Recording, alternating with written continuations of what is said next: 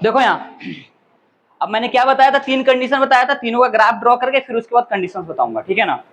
पहला क्या है हमारे पास, फर्स्ट ग्राफ क्या है हमारे पास, ये x है और ये x डैश है, सॉरी y है, ये x डैश है और ये y डैश है। ये हमारा क्या होता है, ओरिजिन होता है ना, ओरिजिन का कोऑर्डिनेट क्या होता है 0 0। दूसरा भी ड्रॉ कर रहा हूं यहाँ पे, देखो यहाँ पे सच सेम चीज यहाँ पे भी है, x dash y dash, origin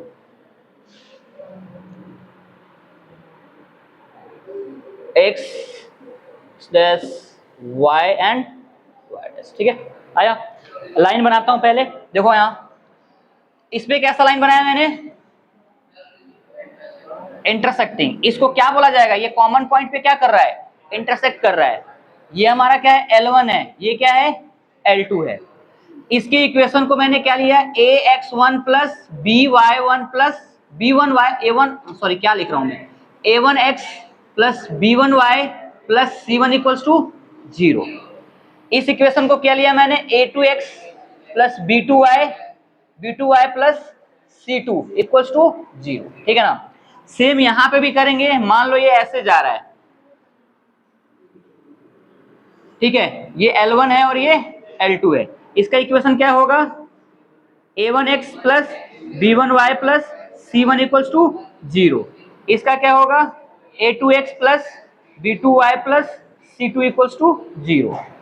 यहां पे क्या होगा, ओरिजिन लो, ये हो गया L1 और यहां देखो इसी में दूसरा क्या कर रहा है, ओवरलैप कर रहा है, जिसको हम क्या बोलते हैं, कोइंसिडेंट, क्या बोलते हैं, कोइंसिडेंट लाइंस। तो यहां देखो इसको हमने माना L1 और इसको क्या मान लिया, L2 मान लिया। तो इसका इक्वेशन क्या हो जाएगा, a2x plus b2y plus c2 equals to 0 और इसका क्या हो जाएगा, a1x plus b1y plus c1 equals to 0, ठीक है। अब देखो ध्यान से देखना बच्चों, आपके बुक में क्या आएगा, पहला कि हम पता कैसे करेंगे कि दो लाइन एक दूसरे के इंटरसेक्टिंग है, क्या है, दो लाइन एक दूसरे को इंटरसेक्ट कैसे कर रहा है, ठीक है। तो इसके लिए क्या करना पड़ेगा, सबसे पहले आप लोग को a1 a2 a1 b1 c1 और a2 b2 c2 को सेपरेट करके लिख देना पड़ेगा, ठीक है ना। तो यहां से देखो इंटरसेक्टिंग का कंडीशन क्या होता है, पहले लिख लेते हैं यहाँ पे, इसको क्या बोला जाता है, इंटरसेक्टिंग लाइंस। क्या होता है ये, इंटरसेक्टिंग लाइंस होता है, ठीक है। इसको क्या बोलते हैं, ये क्या है, पैरेलल लाइंस, है ना, क्या है ये, पैरेलल लाइंस। और ये क्या है, इसको क्या बोलेंगे, कोइंसिडेंट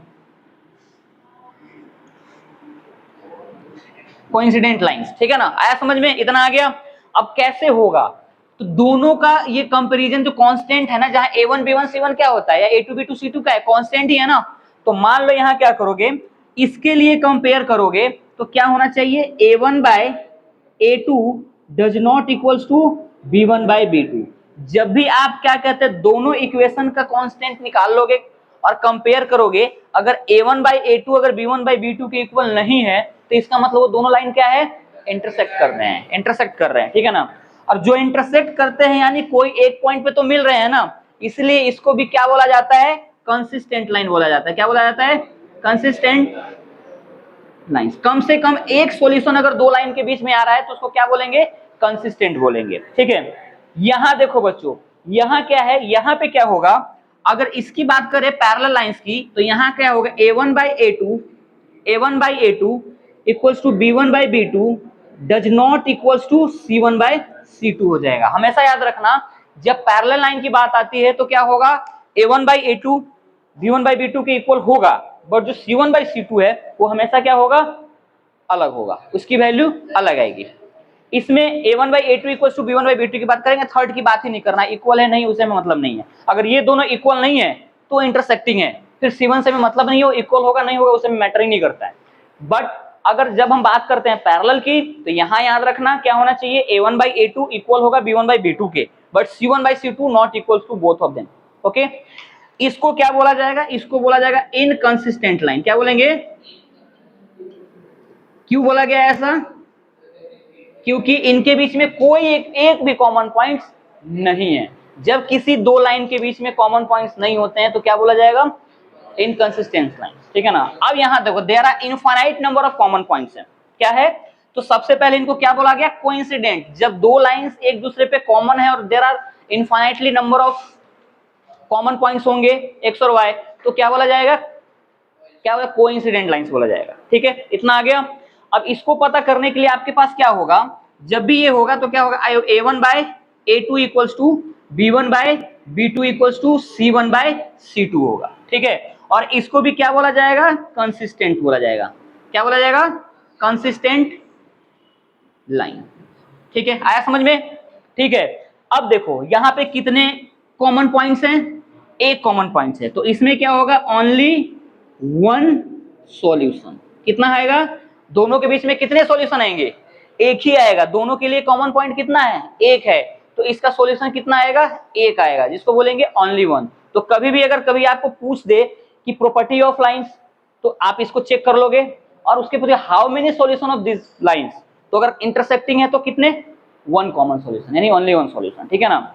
सेम काइंड यहां पे भी पूछ सकता है कि इन दो लाइंस की प्रॉपर्टीज क्या है, ये दोनों लाइन पैरेलल्स हैं, दे हैव क्या, they are parallels, what, they are parallel, that's why they have no any common solution, they have no any common solution. तो क्या लिखेंगे यहां पे, नो सॉल्यूशन, ठीक है ना। और कभी कभी लिख सकते हो नो एनी कॉमन सॉल्यूशन, दिख रहा है ना नीचे, ये दिख रहा है कि नहीं दिख रहा है, दिख रहा है ना। अब देखो लास्ट वाले में देखते हैं, तो इसमें क्या है, there are lots of common point, कितने कॉमन पॉइंट्स है, लॉट्स ऑफ कॉमन पॉइंट है, तो इसको क्या बोलेंगे, इनफाइनाइटली मेनी सॉल्यूशन, क्या बोलेंगे, इनफाइनाइटली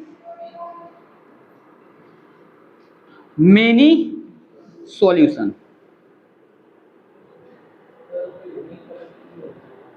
वही हो गया ना, इसको जो बोल रहे हैं ना, इसी को बोलते हैं ओनली वन सॉल्यूशन या यूनिक सॉल्यूशन, इसको बोलते हैं। यूनिक का मतलब एक सॉल्यूशन, यूनिक सॉल्यूशन, ठीक है, आया समझ में, आया समझ में। तो कभी भी अगर लाइंस में आपका फर्स्ट एक्सरसाइज जो एनसीईआरटी में है, उसमें कंपैरिजन ही बोल रखा हुआ है कि पहले में बोलेगा कि हाउ मेनी सॉल्यूशंस या प्रॉपर्टीज ऑफ लाइंस, दूसरे में क्या है, कंसिस्टेंट है या नहीं है, ये फाइंड करने का। तो ये फर्स्ट एक्सरसाइज का आपका कॉन्सेप्ट है, जिसमें आपको ये फाइंड करना है। सबको समझ में आया, किसी को डाउट तो नहीं है, यस, एनी डाउट। कंसिस्टेंट दोनों ही हो सकता है, वहां पे आप क्राइटेरिया निकाल दोगे, क्राइटेरिया निकाल दोगे कि एक या तो इंटरसेक्टिंग होगा या फिर कोइंसिडेंट होगा कंसिस्टेंट के लिए। इनकंसिस्टेंट के लिए ऑलवेज पैरेलल होता है, ठीक है। ओनली वन सॉल्यूशन को यूनिक सॉल्यूशन भी बोलते हैं, यानी एक सॉल्यूशन, कॉमन सॉल्यूशन कितना, एक ही है, उसके तो इनफाइनाइटली मेनी हो जाएंगे। इन भाई साहब के कुछ होना ही नहीं है, कुछ भी कॉमन है, इन दोनों में कुछ मिलता ही नहीं है, दोनों एक साउथ है तो एक नॉर्थ है, ठीक है, समझ में आया। अब किसी को डाउट है इसमें, नहीं है ना। अब इसमें करने के बाद लीनियर इक्वेशन को सॉल्व करने की बात करेंगे हम, क्या बात करेंगे, सॉल्यूशन की, कि how many types by which we can solve the linear equation. तो देखो सॉल्व करने के आपके पास चार तरीके हैं, कितने तरीके हैं, फोर मेथड्स हैं। फर्स्ट है ग्राफिकल मेथड्स, जिसमें आप ग्राफ से ड्रॉ करके करोगे, जो आप लोगों को मैंने ग्राफ के बारे में 9th में बताया हुआ है।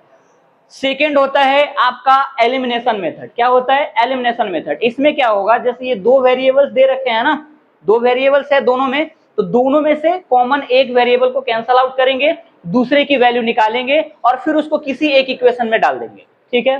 तीसरा होता है सब्स्टिट्यूशन मेथड, क्या होता है, सब्स्टिट्यूशन मेथड। इसमें क्या करते हैं, एक वेरिएबल की वैल्यू निकाल करके दूसरे वाले एक इक्वेशन से हम किसी एक वेरिएबल की इक्वेशन वैल्यू निकालेंगे, दूसरे वाले में पुट करेंगे। मान लो यहां से x की वैल्यू निकाल दिया, ठीक है, और उसको क्या किया मैंने, इस वाले में रखा, ठीक है, और इसमें रखने के बाद जो वैल्यू आ गया, x या y कुछ भी आ जाएगा, और आने के बाद उसको फिर दोनों में से किसी इक्वेशन में पुट करके हम उससे y की वैल्यू निकाल देंगे या x की वैल्यू निकाल देंगे। वो डिपेंड करता है तुम्हारे ऊपर कि तुम किसे ले रहे हो, किसको निकाल रहे हो और किसे लाना है, ठीक है ना, ये आपके ऊपर डिपेंड है, ठीक है ना। और फोर्थ होता है क्रॉस मल्टीप्लीकेशन मेथड, क्या होता है, क्रॉस मल्टीप्लीकेशन मेथड। ये चार मेथड है, आपको बेल बज चुका है। कल की क्लास में हम बात करेंगे, दो मेथड कल खत्म करेंगे, कौन कौन सा, एलिमिनेशन मेथड एंड सब्स्टिट्यूशन। पहले graphical method and elimination method कल के कल खत्म करेंगे, ठीक है ना। आज के लिए इतना ही, कल मिलते हैं।